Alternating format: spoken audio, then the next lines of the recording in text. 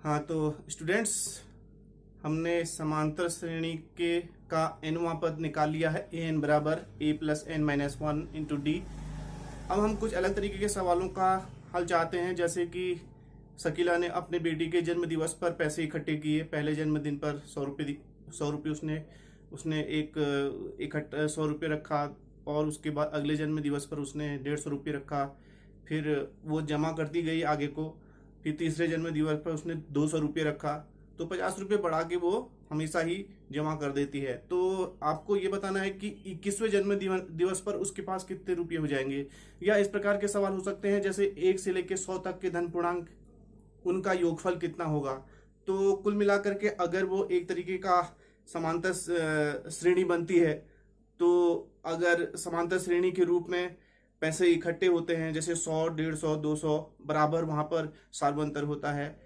तो जैसे 1 से लेकर 100 तक धन पूर्णांक हैं, 1, 2, 3, 4, 5, तो हर जगह पर 1 का अंतर है, तो सार्वंतर 1 होता है। तो इस प्रकार अगर हमारे पास समांतर श्रेणी के रूप में पैसा इकट्ठा हो रहा है, या कहीं पर ऐसे इस प्रकार के सवाल है कि समांतर श्रेणी हो और हमको योगफल निकालना हो, तो हम उस प्रकार के सवालों को आज हल करेंगे। कुल मिलाकर के हमने आज क्या करना है, समांतर श्रेणी के n पदों का, प्रथम n पदों का योगफल वो कैसे निकालेंगे।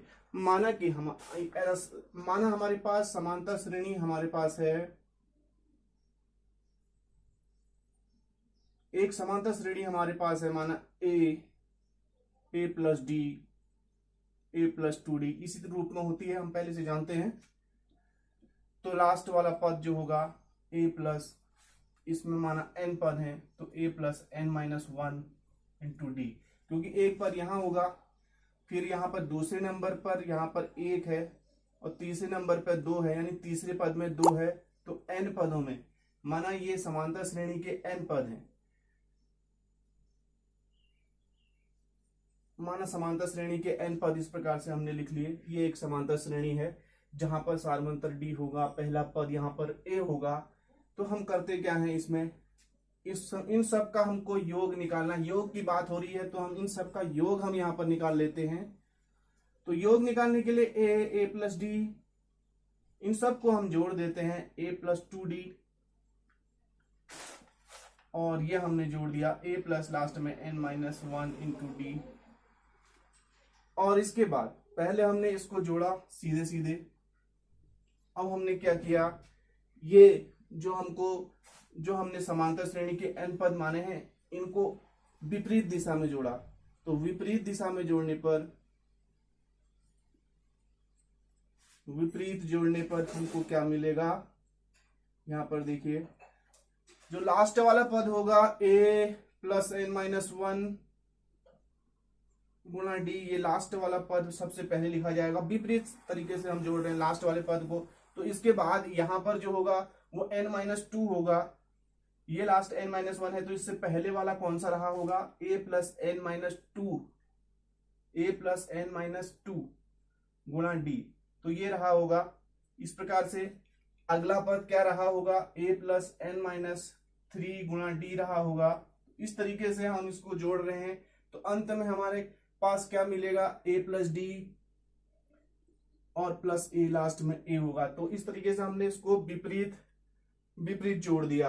हमने सीधा सीधा जोड़ा, समीकरण 1 हमको मिली, और समीकरण 2 में हमने क्या किया, इनको विपरीत जोड़ दिया। अब हमें क्या करना है, इन दो समीकरणों को जोड़ना है। जोड़ने का मतलब है, पहले हमने जोड़ा इन n पदों को, फिर हमने जोड़ा n पदों को विपरीत, और उसके बाद हम इन दो समीकरणों को जोड़ रहे हैं। तो 2s बराबर हो जाएगा, s और s जोड़ के 2s हो जाएगा। अब इसके साथ ये पहला पद इसमें a है, और इसका पद है a प्लस एन माइनस, पदों के साथ क्रम से हम जोड़ेंगे। पहला पद पहले पद के साथ हम जोड़ते हैं, तो a की जगह पर a और a जोड़ के ये हो जाएगा 2a धन n माइनस वन गुणा डी।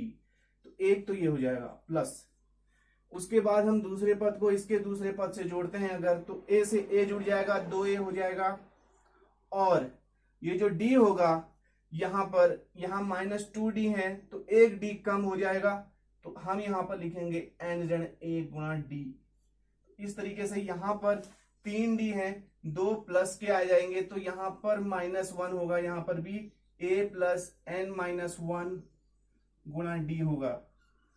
तो कुल मिलाकर के जहां पर भी हम जोड़ रहे हैं बराबर ही आ रहा है 2a plus n minus one into d, 2a plus n minus one into d. तो अंत में भी हमारे पास क्या आएगा, लास्ट में भी हमारे पास इस प्रकार से जोड़ने पर प्राप्त होगा a प्लस, जब हम लास्ट वाला पद a के साथ इसको जोड़ेंगे तो हमको क्या मिलेगा, ये वाला पद इसके साथ जोड़ेंगे तो 2a plus n minus one into d. तो अंत में भी हमको वही पद मिलेगा, क्योंकि यहाँ का अंत पद a plus n minus one into d है, यहाँ का अंत पद a है, तो a से जुड़ जाएगा तो 2a हो जाएगा। तो कहने का मतलब है कि हर जगह पर a plus n minus one into d यही पद हमको मिल रहा है। अब ये पद कितनी बार जुड़ रहे हैं, एक बार, दो बार, तीन बार, तो n बार जुड़ेंगे। तो n बार जुड़ेंगे तो हम इसको n से गुणा भी कर सकते हैं। तो 2s बराबर हम लिख सकते हैं n गुणा 2a plus n minus one into d. तो ये हम लिख सकते हैं, इस चीज को समझ गए हैं। अगर हम एक की संख्या को 5 बार जोड़ते हैं, 5 धन 5 धन 5 धन, या हम 5 गुणा 5 लिख देते हैं, या एक संख्या जैसे 2 है उसको हमने 6 बार जोड़ा, 2 धन 2 धन 2 धन 2, और हम उसको अगर 6 गुणा 2 लिख देते हैं तो वो भी उतना ही होता है। तो ऐसा ही यहाँ पर भी हमने किया, ये n बार जुड़े हुए हैं और हमने क्या किया, इसमें n से गुणा कर दिया। तो कुल मिला के ये हमारे पास प्राप्त हुआ। तो s बराबर n बट्टे 2, इस 2 को हम इधर पक्षांतर करके लिख देंगे। तो ये फार्मूला हमारे पास प्राप्त हो गया है जो हम करना चाह रहे थे प्राप्त। ये तो ये किसी समांतर श्रेणी के प्रथम n पदों के योगफल का सूत्र है, s बराबर n बट्टे 2, 2a धन n ऋण 1 गुणा d, जो आपको हमेशा याद रखना है। और कैसे प्राप्त होता है ये हमने सीख लिया। अब हम क्या करेंगे, कुछ क्वेश्चंस, इस फार्मूले पर आधारित कुछ क्वेश्चंस हल। हाँ तो स्टूडेंट्स, अब ये क्वेश्चन हमने यहाँ पर लिख लिया है। इसमें पहला पद 2 है, 7 है, 12 है, और इसे 10 पदों तक जोड़ना है। 10 पदों तक का मतलब है कि इसमें 3 पद तो दिए हैं, ऐसे ही चौथा पांचवा ऐसे करके 10 पद होंगे, उन सबका योग कितना होगा। तो सूत्र हमारे पास वही होगा, समांतर श्रेणी के प्रथम n पदों का योगफल। वो हम लिख लेते हैं Sn बराबर n by 2, 2a plus n minus one गुणा डी। तो ये सूत्र हमेशा आपको याद रखना है।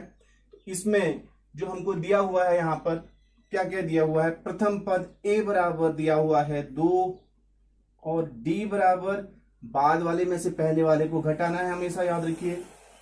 7 में से 2 को कम कर दिया, 5 हो गया।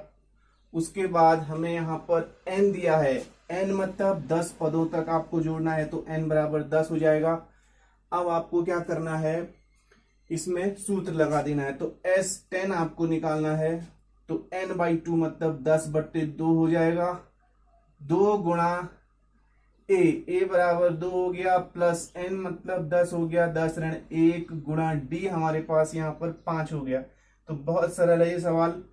तो ये 2 से इसको काट देंगे, ये हो जाएगा 5, 4 धन 9 गुणा 5, तो ये हो गया 5, 4 धन 9 पंचे 45। तो इसको हम जोड़ देंगे तो ये हो जाएगा 5, कुल मिलाकर के हो जाएगा 5 गुणा 49।